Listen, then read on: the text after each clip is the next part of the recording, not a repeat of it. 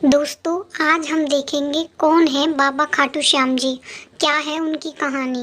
राजस्थान के शेखावटी के सीकर जिले में स्थित है परम धाम खाटू। यहाँ विराजित है खाटू श्याम जी। खाटू का श्याम मंदिर बहुत ही प्राचीन है। यहाँ पर प्रति वर्ष फागुन माह शुक्ल षष्ठी से 12 तक यह मेला लगता है। श्याम बाबा की महिमा का बखान करने वाले भक्त राजस्थान या भारत में ही नहीं बल्कि दुनिया के कोने कोने में मौजूद हैं।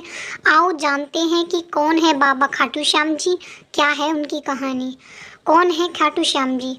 खाटू श्याम जी भगवान श्री कृष्ण के कलयुगी अवतार हैं। महाभारत के भीम के पुत्र घटोत्कच और घटोत्कच के पुत्र बर्बरीक थे। बर्बरीक को ही बाबा खाटू श्याम कहते हैं। इनकी माता का नाम हिडिंबा है। खाटू श्याम की कहानी। बर्बरीक दुनिया का सर्वश्रेष्ठ धनुर्धर थे। बर्बरीक के लिए 3 बाण ही काफ़ी थे, जिनके बल पर वे कौरवों और पांडवों की पूरी सेना को समाप्त कर सकते थे।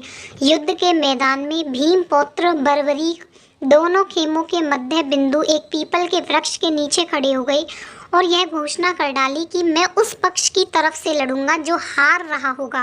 बर्बरीक की इस घोषणा से कृष्ण चिंतित हो गए।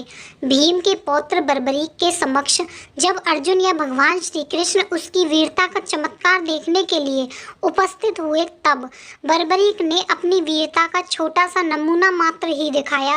कृष्ण ने कहा कि यह जो वृक्ष है, इसके सारे पत्तों को एक ही तीर से छेद दो तो मैं मान जाऊंगा। बर्बरीक ने आज्ञा लेकर तीर को वृक्ष की ओर छोड़ दिया।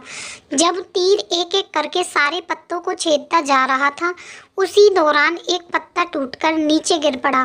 कृष्ण ने उस पत्ते पर यह सोचकर पैर रखा कि उसे छुपा लिया कि यह छेद होने से बच जाएगा, लेकिन सभी पत्तों को छेदता हुआ वह तीर कृष्ण के पैरों के पास आकर रुक गया।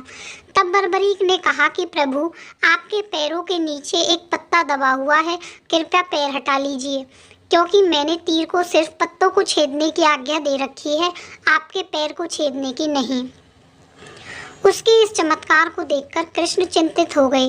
भगवान श्री कृष्ण यह बात जानते थे कि बर्बरीक प्रतिज्ञावश हारने वाले का साथ देगा। यदि कौरव हारते हैं तो फिर पांडवों के लिए संकट खड़ा हो जाएगा, और यदि पांडव बर्बरीक के सामने हारते नजर आए तो फिर वह पांडवों का साथ देगा। इस तरह वह दोनों ओर की सेना को एक ही तीर से खत्म कर देगा। तब भगवान श्री कृष्ण ब्राह्मण का भेष बनाकर सुबह बर्बरीक के शिविर के द्वार पर पहुंच गए और दान मांगने लगे। बर्बरीक ने कहा, मांगो ब्राह्मण, क्या चाहिए? ब्राह्मण रूपी कृष्ण ने कहा कि तुम दे न सकोगे। लेकिन बर्बरीक कृष्ण के जाल में फंस गए और कृष्ण ने उससे उसका शीश मांग लिया। बर्बरीक द्वारा अपने पितामह पांडवों की विजय हेतु स्वेच्छा के साथ शीशदान कर दिया।